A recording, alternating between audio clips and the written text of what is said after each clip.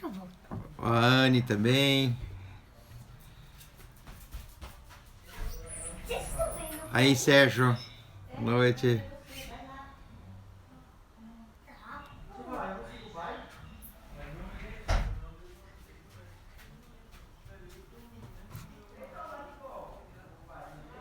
Oi, vovó. Oi, vovô. Quer dizer, oi, vovó. Oi, mamãe. Opa. Paz, Marta. Hoje estou acompanhada aqui.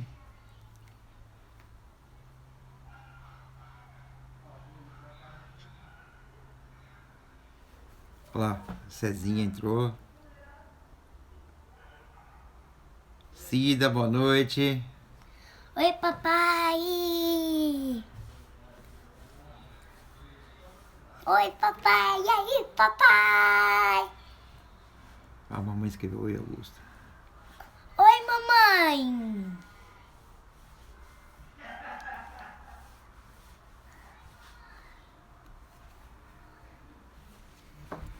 Paz, Rodrigo. Elaine. Mary. Elaine quem? Não é tua avó, não. Vou sair daqui um pouquinho, tá? O Vitor mandou um abraço pra você, o Vitor da igreja. Um abraço pra você também, sendo que eu nem te conheço. Mais um abraço. Boa noite, Rodrigo. Vamos fazer uma oração pra gente começar? Rebeca, boa noite. Vamos fazer uma oração. Feche seus olhos, vamos fazer um.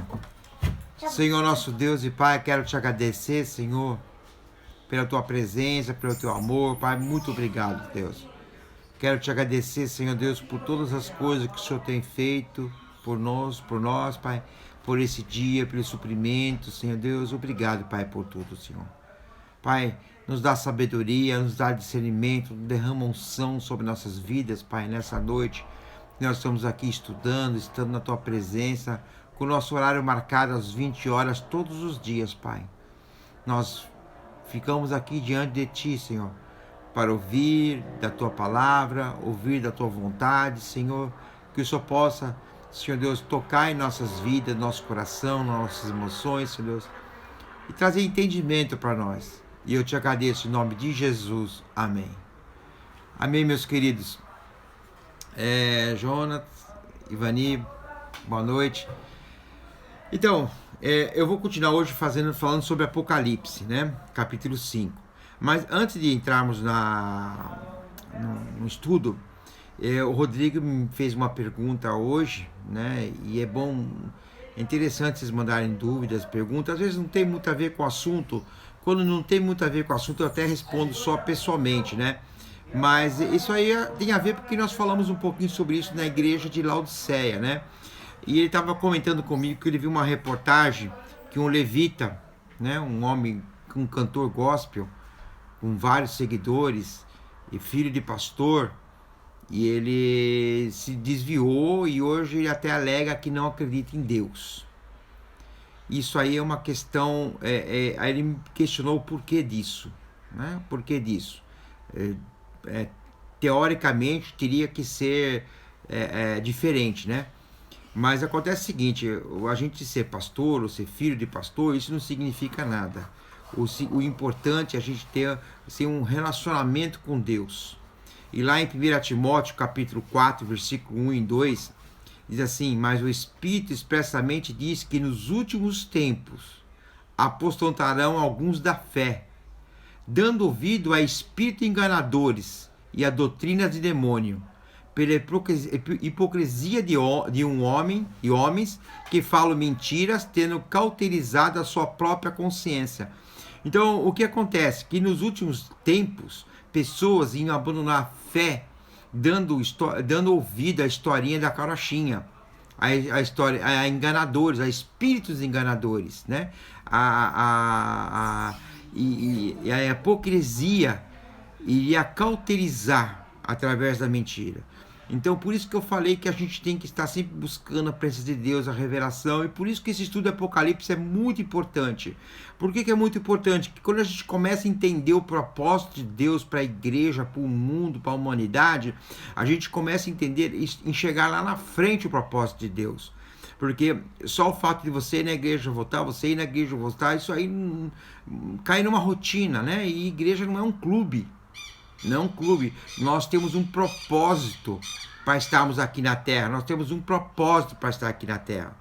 E é isso que a gente vai aprender nesse livro de Apocalipse. Porque é por isso que eu peço a atenção de vocês, por isso que eu peço que vocês se preparem, dê uma lida no capítulo que a gente está estudando, pode me mandar pergunta, ou aqui, ou em particular, a gente vai respondendo. Algumas eu posso responder em particular, outras eu posso responder no grupo da igreja, ou até ao vivo, como estou fazendo para o Rodrigo, tá? Então, exatamente é isso. Nós temos que estar buscando a Deus a cada... É como eu falei antes de ontem, né? Na segunda-feira. Nós temos que buscar a Deus diariamente, tá? Amém? Então, nós vamos fazer para o nosso estudo, começar o nosso estudo em Apocalipse. Vamos continuar de ontem, de onde nós paramos de ontem, né? Então, só para nós recordarmos, nós vimos que ontem, naquele cenário todo, foi acrescentado o quê? O livro, né? E esse livro, as pessoas não podiam abrir e não podiam olhar para ele. E nós vimos que, que um dos anciões levantou e falou assim, existe aquele, o leão da tribo de Judá, esse sim pode... Ele pode abrir o livro do Cordeiro, porque ele pagou preço por isso, né? Ele pagou preço por isso. Então, ele pode abrir o livro do Cordeiro. E quando João olhou para ver o leão, o que ele viu? Ele viu o cordeiro, um cordeiro morto de pé. Eu até falei, morto de pé, morto não fica de pé. Por que morto de pé? Porque morto porque ele tinha as marcas da morte. E de pé porque ele ressuscitou. E porque ele ressuscitou. Então, a morte e a ressurreição lá seria um recibo.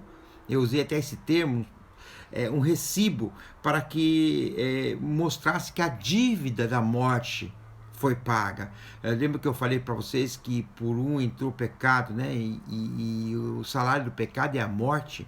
Né? E por outro saiu o pecado, porque esse outro pagou essa dívida. Ele pagou essa dívida e a gente então hoje tem essa liberdade, né? Então a gente vai continuar escrevendo, lendo, né? Então em Apocalipse capítulo 5, versículos 8 a 10, né, diz assim, ó: e havendo tomado o livro, né, Jesus tomou o livro, os 4 animais e os 24 anciões prostavam-se diante do Cordeiro. Os animais representam a criação de Deus. Os anciões representam a igreja. Eles se prostraram diante de Deus quando Jesus Cristo tomou o livro, né? Tendo todos eles harpas. Então, estava toda a criação, né, de Deus, e mais a igreja com harpas na mãos. E salvas de ouro cheio de incenso, que são as orações dos santos, né? Então, o que eles estavam lá? A igreja estava lá com o quê? Com as harpas e com uma salva com incenso.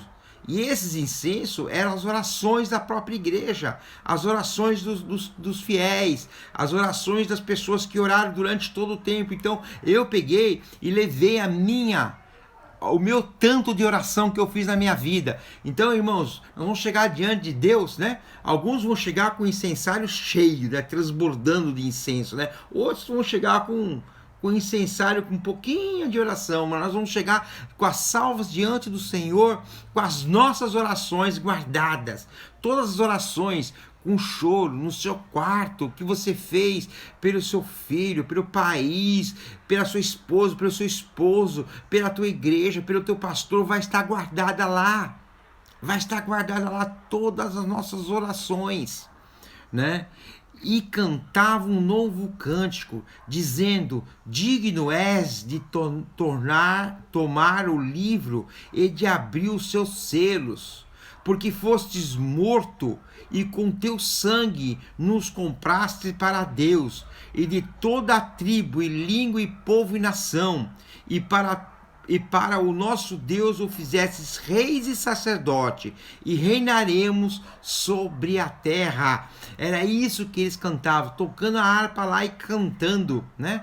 Então eu até falo pro Jonas tem que aprender a tocar harpa também, não é só sanfona, não, tem que aprender a tocar harpa também, né? Então, quando o cordeiro veio e tomou o livro, transformou o choro em louvor. Transformou o choro em louvor e adoração. O choro em louvor e adoração. Onde todo o povo de Deus e toda a criação de Deus louvaram a Deus. Né? Sabe, irmãos, eu vou falar uma coisa. Se o passado morrer, o futuro não, se o passado não morrer, desculpa, o futuro não nasce. Então precisava que o passado morresse para que o futuro viesse. Então, por isso que a Bíblia fala que se você quer salvar a tua vida, vai perdê-la. Mas se você perder a tua vida por amor de mim, você vai ganhar. Você entendeu? Então, para você ter um futuro, o teu passado tem que morrer. O teu passado tem que morrer, né? O nosso passado morre com Jesus. Morre com Jesus. Mas o nosso futuro renasce com o próprio Jesus. O próprio Jesus, por isso que lá tinha um cordeiro morto, mas de pé. Morto é o nosso passado, de pé é o nosso futuro, ressurreto diante de Deus. Você pode dar um glória a Deus aí, porque é o momento de nós pularmos de alegria. Estávamos felizes, regozijando, porque a igreja lá estava. A igreja estava lá pulando de alegria, cantando, louvando a Deus e adorando a Deus. Com as orações na mão de cada um. A pessoa, a gente chegar e dar uma olhadinha pro vizinho assim e ver que a tua salva de oração tá desse tamanhozinho, do vizinho tá cheinho, né? Chato, né? Então a gente tem que orar. Por isso que eu falo, nada na Bíblia é por acaso. Nada na Bíblia é por acaso, né? Tudo tem um porquê. Tudo tem uma direção. Tudo tem um porquê e uma direção, né? O incenso é um retrato da oração subindo ao trono, né? Vocês já me ouviram falar muito isso na igreja, né? Quando a gente está cantando, ou orando, né? Ou fazendo alguma coisa, ou antes de eu pregar, eu sempre peço que aquilo suba como incenso agradável ao Senhor. Né? Então vocês já me ouviram falar muito isso na igreja, né? Quando estou orando, antes de terminar a oração, eu falo, Senhor, que tudo que nós fizermos aqui suba como incenso agradável a Deus, porque tudo vai ficar gravado, tudo vai ficar lá, né? Isso é maravilhoso. Salmo 141, 2 diz assim, ó: suba a minha oração perante a tua face como incenso, e as minhas mãos levantadas sejam como um sacrifício de tarde. Sabe o que é sacrifício de tarde? É você parar o teu dia e estar diante do Senhor. É você às 20 horas largar o que você está fazendo, largar a televisão, largar o Jornal Nacional, largar as novelas, estar aqui conectado conosco. Isso sim é um sacrifício de tarde, do final do dia. É um sacrifício do final do dia, né? Em Lucas 1, versículo de 9 a 11... diz assim: segundo o costume sacerdotal, coube-lhe em sorte entrar no templo do Senhor para oferecer o quê? Incenso, oração. O incenso aqui representa oração. Nós vamos chegar diante de Deus, lá no trono, lá naquele espetáculo que vai ser, onde Deus vai estar lá, a criação vai estar lá, os anjos vão estar lá, o livro da vida vai estar lá, a igreja todinha vai estar reunida lá, e nós vamos levar o incenso, como o sacerdote levava ao templo, o incenso, Senhor. Só que o incenso hoje é as nossas orações. As nossas orações vão levar diante de Deus para apresentar as nossas orações diante do Senhor, para apresentar as orações. E que tipo de canto eles entoavam? Um cântico de adoração, digno és, um canto de adoração, um cântico de evangelístico, porque fostes morto e com teu sangue compraste-nos, sabe? Então o cântico lá era um cântico de adoração, um cântico evangelístico, mostrando que Deus comprou com sangue. Vou fazer um parênteses aqui, já que a gente está estudando. Nós temos um costume, né? Senhor, cubra a minha casa com o sangue de Cristo. Senhor, derrama o sangue de Cristo. O sangue de Cristo é para remissão de pecados. Então, a cobertura do sangue de Cristo é quando você se arrepende e aceita Jesus. Você é coberto com o sangue de Cristo. Então, você não precisa ficar clamando pelo sangue de Cristo. A gente ouve muito isso, né? Eu estou ensinando, mas eu não estou criticando quem faz isso, porque não faz nem bem nem mal. Mas já que a gente está aprendendo, vamos aprender a fazer o certo. O sangue de Cristo, ele é pela remissão dos pecados. E quando você aceita Jesus, você já está pintado com o sangue de Cristo, já está coberto com o sangue de Cristo. Você não precisa clamar o sangue de Cristo, né? O que eles passavam, o sangue de Cristo no Velho Testamento, né? Para que a morte passasse na ombreira da casa, né? Esse sangue no meu lar, na minha casa, automaticamente já está coberto, porque eu aceitei Jesus como meu Senhor e Salvador. Ele já me comprou, né? Através da morte dele, né? Um cântico missionário e línguas e povo, quer dizer, é um cântico de adoração, dignos é um cântico evangelístico, porque foi morto e com teu sangue nos compraste, né? Um cântico de missionário, línguas e povos e nação ouvirão, né? E no céu se fala de adoração, remissão dos pecados e evangelismo, sabe? É isso que se conversa no céu, remissão dos pecados, adoração e evangelismo. É para isso que a igreja serve. A igreja serve para essas coisas, né? Para adorar a Deus, para a remissão dos pecados das pessoas que se convertem e para que nós pregamos o evangelho.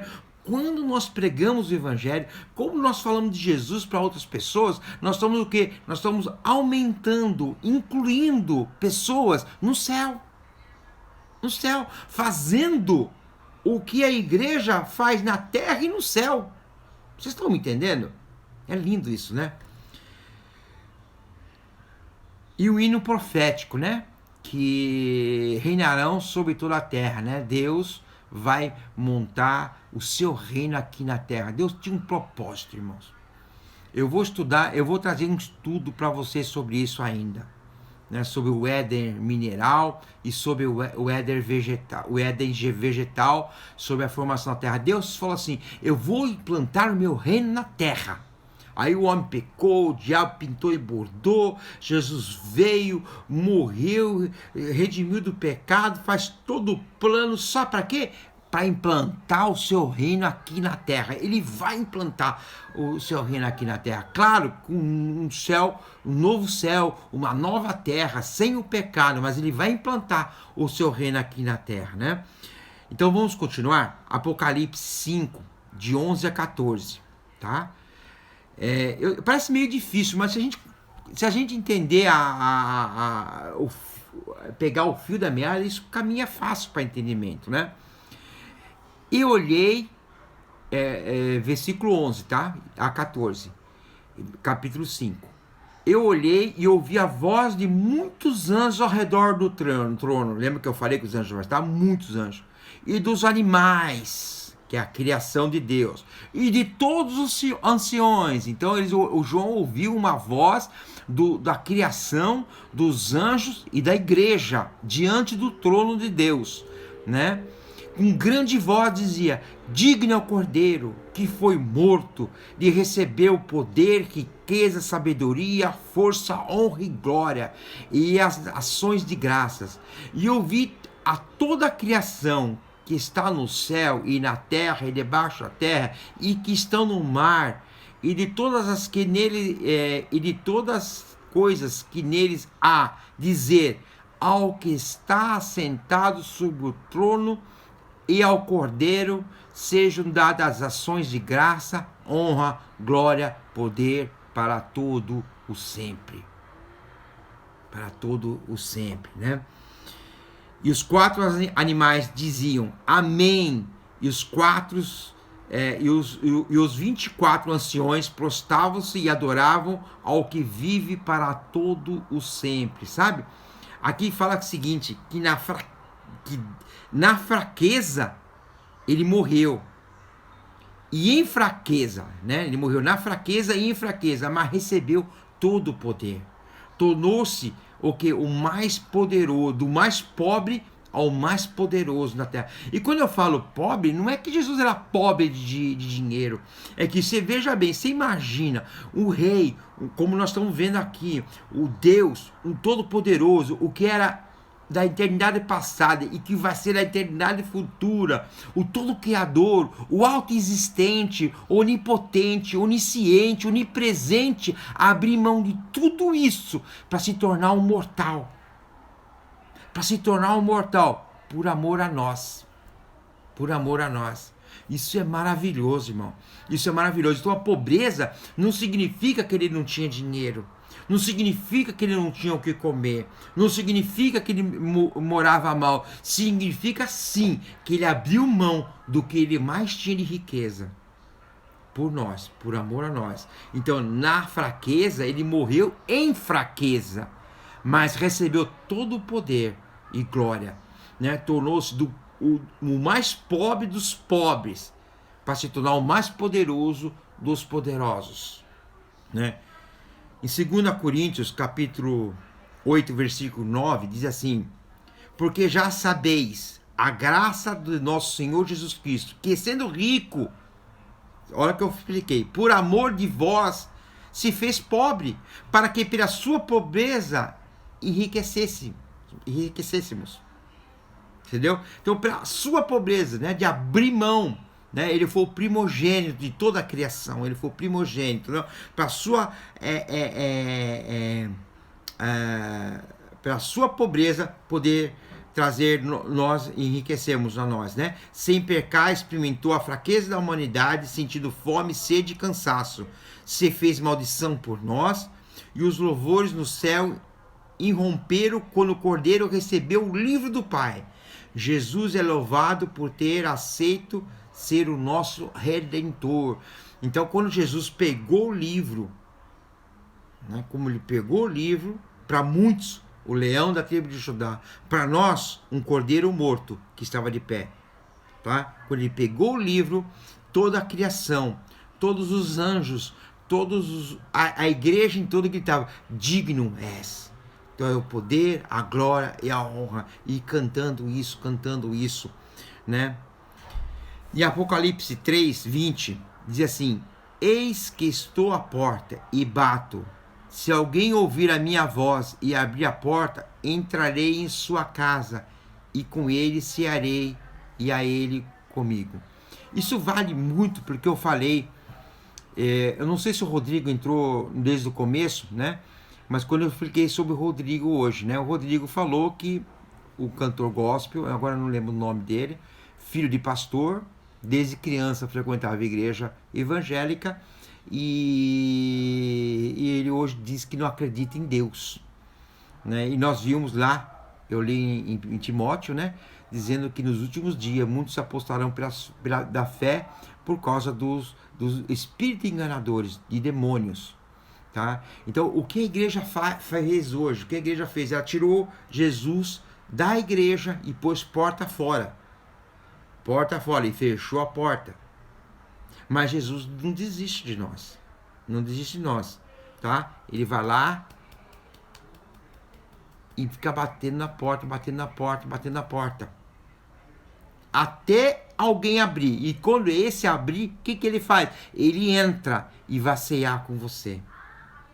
Vocês perceberam que o entendimento que nós temos de Jesus, uma igreja, a igreja de Laodiceia, era uma igreja rica, uma igreja que estudava a Bíblia, uma igreja que frequentava os cultos, uma igreja que frequentava os trabalhos da igreja, mas era uma igreja que não tinha relacionamento com Deus. É por isso que o estudo de Apocalipse é maravilhoso, que a gente começa a entender o propósito de Deus, nós começamos a entender a importância da igreja. A igreja não é um número, a Rua Tamoios, número tal, em Ribeirão Pires, não. A igreja não é um número. A igreja é o corpo de Cristo. É o corpo de Cristo. É o corpo de Cristo. E nós vamos estar envolvidos com Cristo nisso. Nós vamos estar envolvidos na coroação de Cristo lá em cima. Do reconhecimento de Cristo lá em cima. Isso é maravilhoso, né? Tem um texto aqui que eu acho que eu pulei aqui. Tá, eu acho que eu pulei isso aqui, ó. esse texto, mas eu vou ler agora. Daniel 7, 13 e 14. Né? Daniel escrevendo: eu estava olhando nas minhas visões de noite, e eis que vi as nuvens do céu. Né? Nuvem do céu simboliza o quê? Glória. Né? Glória. Um homem, como filho do homem. Sabe quem é esse? Jesus. Dirigindo-se ao ancião de dia. Sabe quem é o ancião de dia? Deus. E o fizeram chegar até ele. E foi-lhe dado domínio, a honra, o reino para todos os povos, nações, línguas o servissem, e o seu domínio é um domínio eterno, para que não passará o seu reino tal que não será destruído. Então, essa visão de Daniel é uma visão de Apocalipse, capítulo 5, versículos 7 e 8. É uma visão disso, quando Jesus chega lá diante do trono, né? E pega o livro, e a igreja, a criação começa a louvar a Deus, né? É Jesus, Daniel está vendo Jesus indo na direção de Deus, buscar o livro, abrir o livro. É isso. É isso que significa. Então Daniel teve essa visão antes de João, mas era uma visão ainda sem, assim, com muitas informações. João foi mais detalhista na situação. Amém? Então, nós terminamos aqui, né? Isso aqui ontem, faltou esse pedacinho, mas como já tinha passado quase 30 minutos, eu achei parar, né? Mas vocês estão estudando, vê o capítulo 5, dá uma lida com esse entendimento que foi pregado aqui, né? Dá uma lida nisso, que a gente vai entender muita coisa. Entender o propósito de Deus, entender qual é o propósito da igreja, por que nós estamos aqui fazendo lives, por que nós estamos aqui, sabe, irmãos? E isso vai crescer, e nós não vamos ser que nem aquele cantor gospel que acaba se desviando da fé, porque nós sabemos que nós temos um propósito, que nós temos uma direção para poder seguir. Amém, meus queridos? Mais uma vez, obrigado por vocês. 2 dias seguidos, né? A gente está aqui, 3 dias seguidos, né? Segunda, terça e quarta. Mas que Deus possa te abençoar nessa noite, que a unção de Deus possa trazer revelações para vocês. Eu sempre falo que não existe professor de Bíblia, que Deus não manda comida requentada, mas a gente só incentiva e motiva para que você busque a Deus, para que você possa buscar a revelação do Senhor. Então leia esse capítulo 5, leia o 4 e 5 junto, para vocês entenderem, né? Desenhem, escrevam, sabe, para vocês entenderem direitinho a situação, e a gente vai caminhando, vai ter coisa muito boa daqui para frente. Apocalipse é um livro viciante. Quando a gente começa a estudar, a gente não quer parar mais. Amém? Que Deus abençoe vocês. Eu vou orar agora para a gente terminar essa live, tá? Senhor nosso Deus e Pai, quero te agradecer, Pai, por esses minutos que nós tivemos na Tua presença. Nós tivemos, Senhor Deus, ligados com os irmãos, Pai. Que a unção, que a presença de Deus possa estar em nós, Pai. Que a convicção no Senhor, que a convicção da Tua vontade, que a convicção dos projetos possa estar viva em nossos corações, Deus. Pai, querido, eu quero abençoar cada família aqui conectada conosco, Pai. Quero abençoar cada família, Senhor Deus, Pai.